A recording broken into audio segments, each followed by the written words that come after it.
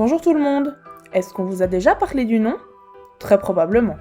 C'est un mot qui sert à désigner tout ce qui nous entoure. Je vais vous expliquer dans cette vidéo comment les reconnaître, comment les différencier des autres mots et surtout comment les différencier entre eux.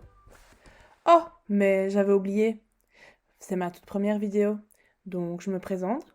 Je suis une drôle de madame et bienvenue dans ma classe. Commençons alors avec le nom commun. Il porte bien son nom. Il sert à désigner les choses communes que nous rencontrons. D'abord, des objets. Une télévision, un skateboard, une casquette, un vélo, une voiture, une feuille, etc., etc. Il y a aussi des lieux. Attention, nous parlons ici de lieux quelconques et imprécis. Une école, le cinéma, la maison, le restaurant. Par contre, si vous parlez de lieux précis comme la rue Philibert ou encore l'Institut Notre-Dame, ce sont des noms propres et ils prennent donc la majuscule.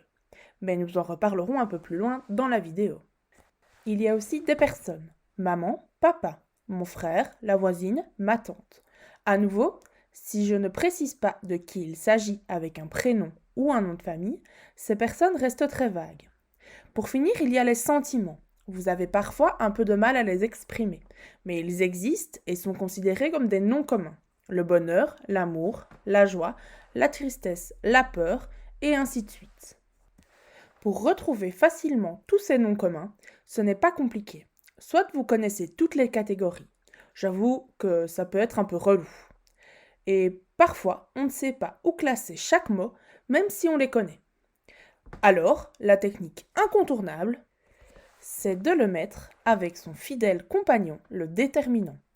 Nous en parlerons dans une prochaine vidéo, mais vous en connaissez sûrement au moins deux types. Les déterminants articles indéfinis, comme un ou une, et les définis, comme le ou la. Si vous les mettez devant le mot et que ça a du sens, c'est que vous avez un nom commun en face de vous. Mais attention au piège. Certains noms propres supportent aussi le déterminant.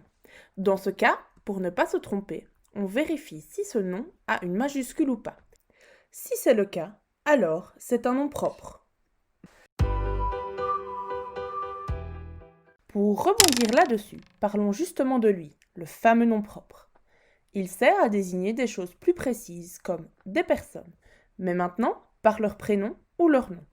Si dans ta classe il y a une Germaine et que tu l'appelles par ce nom, elle se reconnaîtra. S'il y a plusieurs Germaines, nous utiliserons alors son nom de famille, qui est également un nom propre, afin d'être plus précis. Le nom propre sert aussi à désigner des lieux et des monuments. Paris, la France. Vous le voyez, le petit déterminant qui s'est glissé devant le nom propre? L'atomium. Ici aussi. Il y a aussi les marques qui sont des noms propres, même si elles servent à désigner des objets que vous connaissez très bien. Par exemple, les Lego, la PlayStation, une Peugeot. Pour retrouver facilement un nom propre dans un texte, il faut chercher les majuscules. En effet, celles-ci sont obligatoires au début de chaque nom propre. Cela nous aide à le différencier du nom commun lorsqu'il est accompagné d'un déterminant. Bon, maintenant que je vous ai tout dit, synthétisons. Il existe deux sortes de noms. Le nom commun qui sert à désigner des objets, des lieux, des personnes ou des sentiments. Il est toujours accompagné d'un déterminant. Le nom propre, quant à lui, sert à désigner des personnes par leur prénom et ou leur nom, des lieux précis et des monuments, ainsi que des marques, même si on les utilise pour désigner des objets. On reconnaît le nom propre grâce à sa majuscule. C'est tout pour cette vidéo. J'espère qu'elle vous aura aidé à mieux comprendre ce qu'est un nom. Merci pour votre écoute et à bientôt!